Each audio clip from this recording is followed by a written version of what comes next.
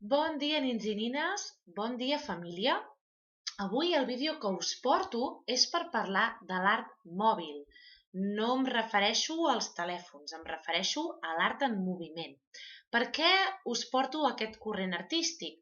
Doncs perquè els nins i nines del Soler de cicle 3 estem treballant temes de geometria i construccions de figures 2 i 3D. I és per això que hem acabat aquesta setmana demanant la realització d'un mòbil.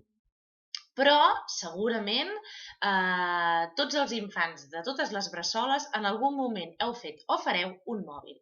Per tant, em sembla oportú i molt interessant que us expliqui d'on prové aquesta tècnica artística. L'art mòbil forma part del corrent que es va anomenar art cinètic. Què és l'art cinètic? L'art cinètic és aquell art que transcorre en moviment o en l'impressió d'aquest moviment. Què vull dir amb això?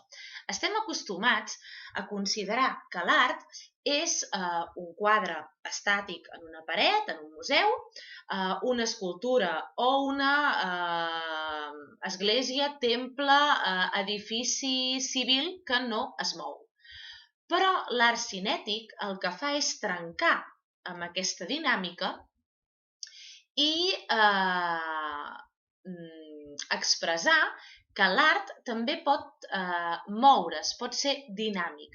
No només d'una forma real, sinó que, depenent d'on es col·loca l'espectador, també podem tenir una sensació de moviment. Per tant, l'art cinètic pot ser que es mogui o que tinguem la sensació de que es mou. És un art que esdevé a partir també de l'art abstracte, per tant ens estem movent entre els segles XX i XXI. Un dels representants més importants de l'art cinètic i concretament de l'art mòbil és l'Alexander Calder. Es diu que l'Alexander Calder és l'inventor del mòbil, tot i que jo el que considero és que és la persona que ho va popularitzar o que ho va patentar, per dir d'alguna manera, però és obvi que una construcció d'aquestes característiques ja devia existir en època neolítica. El que fa Calder és donar-li un discurs artístic a tot això.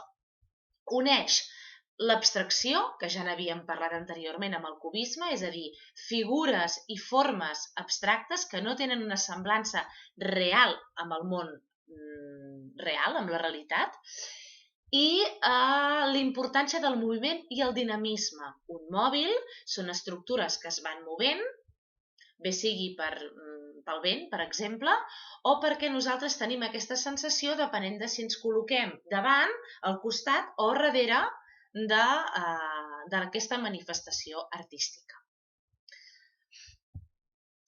Un altre dels representants importants en el món del mòbil és Joan Miró, però en aquest cas no tant perquè ell els fes, que en devia fer alguns, sinó perquè ha sigut una gran inspiració per la gent que els agrada fer mòbils. A més, Joan Miró era un gran amic, va tenir una amistat molt gran amb Calder i, de fet, Calder feia servir algunes de les figures abstractes, que us he posat un quadre, de Miró per després construir els seus mòbils. Veieu en aquest quadre que sembla com una espècie de galàxia estrellada, podem trobar semicercles, triangles, cercles, espirals, línies paral·leles, secants, potser fins i tot en podríem trobar alguna perpendicular, i al costat us he posat un mòbil perquè, com bé us dic, Joan Miró, també fins i tot en el món més infantil, ha inspirat la creació de mòbils. Una altra de les representants d'aquest art cinètic és una artista d'origen alemany, però que va viure durant molts anys a Venezuela, i és aquesta noia, la Gertrude Louise, que coneixem pel mot artístic Gego. És un artista multidisciplinar, que vol dir que ha tocat moltíssimes coses, arquitectura, enginyeria, art tèxtil, aquarela, dibuix, i que s'ha fet famosa per les seves aportacions en l'art cinètic. Veiem aquí també una representació d'un mòbil, en aquest cas extremadament geomètric, i, a més, fins i tot té un punt orgànic, perquè a mi em dóna la sensació de que pugui ser com una espècie de tela d'aranya.